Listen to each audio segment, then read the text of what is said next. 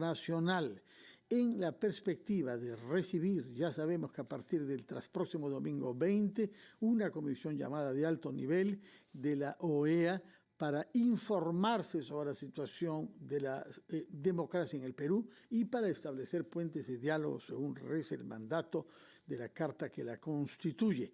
Esta comisión, como sabemos, ha sido solicitada por el presidente de la República en un documento en el que afirma que hay un golpe de Estado en marcha, golpe de Estado de nuevo tipo, camuflado. La OEA ha finalmente constituido una comisión integrada por 5 cancilleres en ejercicio, el de Argentina, el de Belice, el de Luis Fernando Núñez. Buenos días, usted puede ayudarme a precisar. 5 cancilleres en ejercicio, Paraguay y hay 2 viceministros, Costa Rica y Colombia. Y además de estos 5 cancilleres, 2 vicecancilleres, hay un enviado especial del secretario general de la OEA, que es un ex canciller paraguayo también. Sabemos que existe ya esta comisión integrada por estas personas y sabemos también que llegará al Perú el domingo 20, que comenzará sus funciones el lunes 21. Y estas fechas han dado lugar a una polémica porque el presidente de la República había solicitado al Congreso autorización para viajar al extranjero, a la capital de Tailandia, en donde se realizará una cumbre de la APEC, que reúne 21 economías, entre las más importantes del mundo. Estará sin duda el presidente chino, Xi Jinping, por ejemplo, así como el de Japón, otros de Asia y de América. El Perú es miembro de la APEC desde el año 98, incluso la hemos acogido acá. El año 16 hemos sido anfitriones de la cumbre del año 16 y aspiramos a volver a hacerlo el año 24. Sin embargo, se adujo que las fechas se cruzaban en parte con la fecha prevista para la visita de la comisión. Hubo algunas reticencias aparentemente y el presidente consideró más razonable retirar el pedido, de manera que el Perú ya no estará representado por su jefe de Estado en la cumbre de APEC en Bangkok.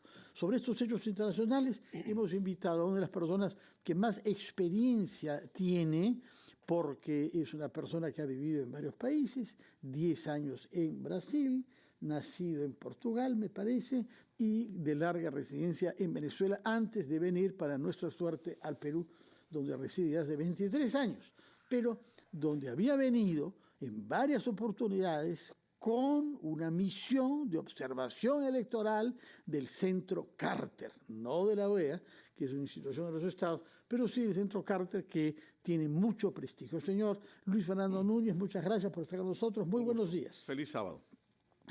¿Cuál es la experiencia que usted tiene de las comisiones con las que vino usted al Perú y con las que visitó otros países? ¿Bajo qué condiciones pueden tener eficacia para los objetivos que se les ha fijado, que es doble: informarse y establecer puentes de diálogo?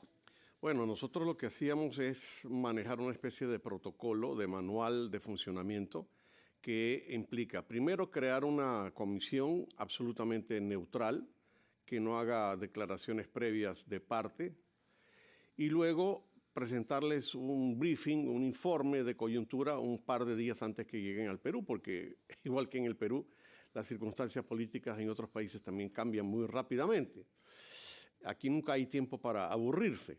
Entonces siempre presentamos ese documento y traíamos una misión que, y aquí viene una primera observación que yo hago a la misión que viene.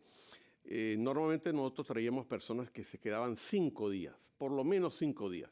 Yo entiendo que esta misión es de alto nivel porque incluye 5 cancilleres y los cancilleres tienen sus propios dolores de cabeza nacionales como para estarse aquí una semana. Pero se necesita tiempo para que realmente las misiones conversen con todas las partes. Esa era una de mis obsesiones, no dejar afuera a ninguno de los actores claves, para que después esos actores claves dijeran, conmigo no se reunieron. Y otra cosa que yo hacía, tal vez una travesura de experiencia de zorro viejo, era avisarle a la policía de inteligencia, porque ellos nos seguían. Estamos hablando del año 2000. Montesinos nos tenía la mira puesta a la misión de observación. Entonces yo a la primera persona que le entregaba copia de las agendas, era la Policía de Inteligencia, el Servicio de Inteligencia, para que supieran dónde íbamos y con quién nos íbamos a reunir y a qué hora.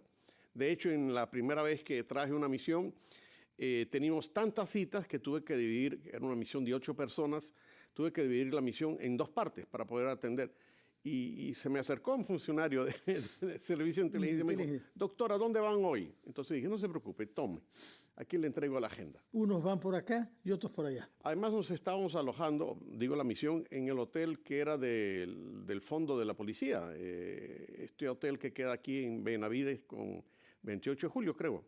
El arco que es el del fondo de pensiones militar. Bueno. Si teníamos micrófonos en el cuarto, ya estábamos ahí.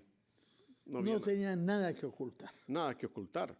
Y otro detalle interesante es que normalmente no hablábamos con los medios, sino que al final, el último día, dábamos una conferencia de prensa de 1 hora con las sugerencias y los comentarios. Antes de irse, ¿tenían ya algunas sugerencias y comentarios? Sí, eso indica que también uno prepara un primer borrador de las posibles sugerencias. Porque, antes de irse del país. Claro, porque ¿Pero cuántos días se quedaban? ¿Cuántos días? 5 días. 5 días. El Empezamos los lunes. Es el domingo electoral. Cuando eran misiones de observación electoral. ¿Perdón? El centro es el domingo en que se vota. Pero las misiones venían meses antes. Empezamos a traer misiones desde enero para la elección del 4 de abril en ese lapso.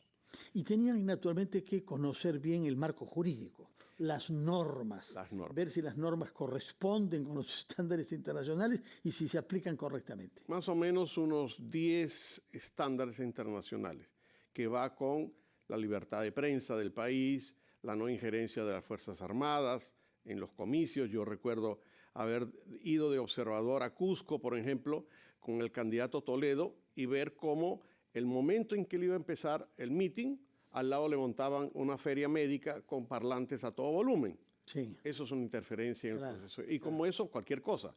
Ir camino al sur y ver en estas montañas que pertenecen al ejército pintas a favor del candidato de turno. Claro. Ahora, en estos contactos que ustedes tenían con los agentes del Servicio de Inteligencia, nada menos que en la época de Montesinos, ¿nunca sucedió que alguien muy delicadamente les diga, sí, fíjese doctor, mejor no vayan a ver a esta gente, esa institución no tiene prestigio? ¿Nunca ha sucedido que les han dado recomendaciones para que hagan su trabajo y prescindan de algunas citas previstas? Más bien un canal de televisión que ya no existe, Canal 10. Debes recordar, Fernando. Bueno, Canal 10 es RPP. Ahora, somos cable de 10. No, en ese tiempo ahí trabajaba Jorge Morelli. Claro. Invitaban a Antonio Zapata. CPN, sí. Ellos Morelli con Jaime Altao, sí. Alguna vez me dijeron, ¿para qué va a perder tiempo hablando con la Coordinadora de Derechos Humanos? Esos son todos rojos, no vaya. Y otras cosas. Ya. Lo que hizo el Servicio de Inteligencia fue una travesura que, por cierto, alguien que ya falleció, el ex primer ministro Alberto Belaúnde. Alberto Belaúnde, primer ministro y ministro de Justicia. Él escribió de finales un pequeño libro.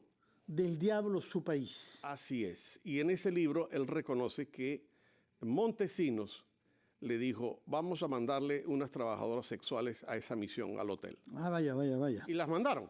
Pero ustedes son austeros, ustedes son personas que no ceden a las tentaciones de la carne tan fácilmente. No, yo a la chica que me tocó la puerta le dije, si usted quiere pasar, sepa que ahí adentro está mi pareja. Y no es precisamente persona que se deje llevar. Me acuerdo perfectamente. Bueno, me parece que es un argumento convincente para disuadir a profesionales del amor. Así es. Bueno, en todo caso, usted pudo llevar a cabo la dirección y la coordinación de estas comisiones sin mayores tropiezos en el Perú 10 veces. 8 veces. 8 veces. Poco dormir y mucho trabajo. Poco dormir y mucho trabajo. Ahora, 5 días. 5 días. ¿Comisiones de cuántas personas? 8 personas entre expresidentes y expertos en materia legislativa y electoral. De acuerdo. Vamos a hacer una pausa después de la cual comparará lo que usted tuvo como experiencia con esas comisiones, con esos plazos, con esa composición. Acá no son son actuales cancilleres, 5 y 2 vice. Nos lo dirá qué piensa que podemos esperar de esta comisión después de una breve... Conversando con el politólogo e internacionalista Luis Fernando Núñez, quien vive ahora en nuestro país después de haber sido el coordinador de hasta 8 misiones de observación internacional que han venido a nuestro país. Nos ha explicado algunas de las claves del éxito de las comisiones que él coordinó. Por una parte, tener a personas que no estuvieran en actividad y que se pudiesen quedar 5 días. En segundo lugar, garantizar la neutralidad de la comisión y de sus miembros. En tercer lugar, preparar esta visita con informaciones rigurosas. Y también nos ha hecho referencia naturalmente a la independencia, incluso respecto de la propia Secretaría General de la OEA. ¿Estas condiciones cree usted que se cumplen en esta comisión? Sí, lo que pasa, estimado Fernando, es que hay mucha presión política por esta visita, ¿no? O sea, lo primero que hay que recordarle a la gente que nos ve y nos escucha, que el informe no es un informe vinculante, no es que la OEA va a venir aquí y decir, va a regañar al presidente y al canciller y al Congreso y a la Fiscalía, no. Es un informe que se presenta con algunas sugerencias de buena voluntad.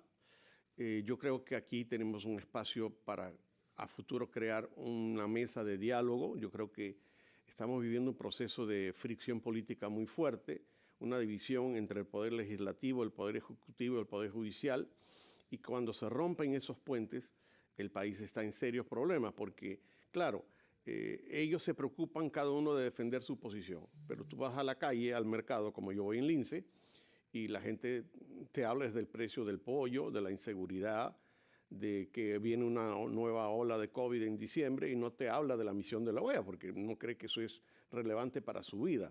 Entonces, lo más importante aquí es que la dirigencia política, con todo respeto, se ponga de acuerdo y piense más en la gente, que es la que está padeciendo esta falta de inversión, digamos, privada del exterior hacia el Perú, porque aquella figura de que la economía marcha por un lado y la política por otra, ahorita no es así, las cosas están amarradas. No, hemos tenido simplemente el día de ayer el incidente con el barco detenido en el Marañón por un tema vinculado con derrame petrolero de muy dudoso origen, y hemos tenido un problema con otro pozo petrolero en el 95 en una empresa Petrotal de inversión japonesa y canadiense. Tenemos bloqueo del corredor minero del sur en el Cusco, que impide la salida adecuada del cobre producido por una empresa china. Es decir, se han multiplicado esta semana señales al extranjero de que es mejor no invertir en el Perú. Pero por supuesto, y ayer hubo mucha presión de las embajadas para liberar a estos turistas. O sea, en algunos casos estuvo la relación diplomática bien tirante. Me imagino, pero finalmente se obtuvo que el APU consintiera liberar a personas que la había retenido ilegalmente, por mucha razón que tengan su queja contra el Estado peruano, pero no contra turistas. Tal cual. Ahora bien, la agenda que se hace para venir tendrá que estar lista pocos días antes y comunicarse a la opinión pública del Perú. Pero esa agenda a su vez se puede modificar en el terreno. Puede parecer que acá descubran que hay otras instituciones que merecen la pena ser escuchadas. Sí, en nuestro caso yo recuerdo que en más de una ocasión tuvimos hasta 2 reuniones con el defensor del pueblo, Jorge Santisteban, en ese tiempo. Sí. Porque había información sensible y él tenía mucha actualización de los datos. No olvidar, por ejemplo, reunirnos con las iglesias, que también tienen un contacto social y un nexo con la población muy importante. Yo era obsesivo de no dejar ningún actor político afuera. Así esos actores políticos en algún momento hubieran sido hostiles a nuestra presencia en el Perú. Bueno, como ha habido también aquí. Yo recuerdo que yo fui recibido, yo siendo católico practicante, fui recibido en el Perú con una afirmación del cardenal Cipriani en ese momento que dijo, estas misiones son un circo. Y yo le decía, pero ¿por qué este señor me agrede si ni siquiera me conoce? Además era febrero en ese momento cuando él dijo eso y yo dije, no es un circo, es un carnaval. Bueno, humor tiene usted. Debe ser su paso por países que tienen bastante humor. Ahora bien, hay una particularidad en este caso. Usted ha hablado de que podría desembocar esta misión en la propuesta de la constitución de la mesa de diálogo, como pasó el año 2000. Pero el año 2000 había un enfrentamiento político entre fuerzas diferentes. Claro, la oposición unida de varios partidos sólidos, estructurados, cosa que no es el caso ahora, y el gobierno, el ejecutivo, bajo la autoridad de Alberto Fujimori, en la época, la primera vez, la del año 2000. Pero acá hay otro elemento que es el decisivo, que no es político, sino es fiscal. hay una denuncia fiscal que ha sido argumentada en un documento de 375 páginas que ha sido presentado al Congreso y que conocemos, los que nos hemos tomado la molestia de leer, que no es un documento político y que no tiene que ver con los actores políticos, tiene que ver con la investigación que los fiscales han hecho. Con más de 190 indicios. Claro. Carpetas diferentes, temas diferentes, la compra de carburantes para Petroperú, la casa Zarratea, la construcción de un puente sobre el río Guayaga, en fin. ¿Cómo se puede hacer frente a esa realidad en la que ninguna comisión ni nadie puede tener interferencia, puesto que es un procedimiento judicial? En este caso yo veo que la colisión con el factor político está en la figura del presidente y de sus abogados, que siguen con una estrategia de negar que esas carpetas existen, de decir que esos 190 indicios son fundamentalistas, cosas de la estratosfera. Yo pienso que una misión que pueda traer que pueda dar un puente de diálogo, lo primero que tiene que hacer es que la gente de alguna manera acepte que hay algunos errores. Por ejemplo, vimos por televisión el célebre cheque de los niños con cáncer. Terrible. Eso no se puede negar, eso es un documento que está ahí. O sea, esas cosas hay que hacerlas entender. Ya que no han, y tú sabes de qué voy a hablar ahora, ya que no han convocado al diálogo nacional, al acuerdo nacional, con una figura tan excepcional como Max Hernández, que con todo el cariño que lo tengo, que lo sacan del sarcófago cuando lo necesitan y lo vuelven a poner a dormir.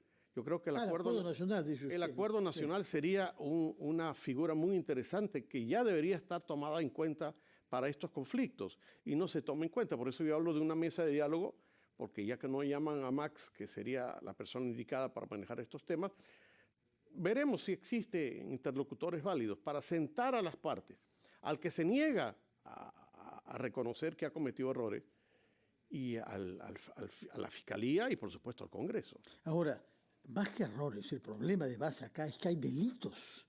Pero los niegan. Pero sobre los delitos no se puede dialogar, porque eso corresponde ser juzgado a un órgano específico. El problema comienza para saber cuáles son los límites de la inmunidad presidencial. Y ahí, es cierto, nos estrellamos con algunos puntos que han sido destacados ya por el relator de la misión interamericana. El artículo 117 es clarísimo en las restricciones que imponen las causas por las cuales el presidente puede ser acusado. Pero hay quienes quieren interpretar este artículo de una manera sistemática, de una manera coherente, con otros documentos y otros marcos normativos como la Convención de la ONU contra la corrupción.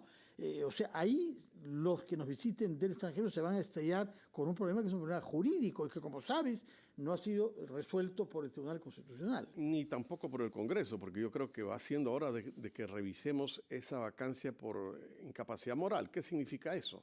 La historia que eso tiene de cuando eran gobernantes que tenían problemas mentales a lo que es hoy día.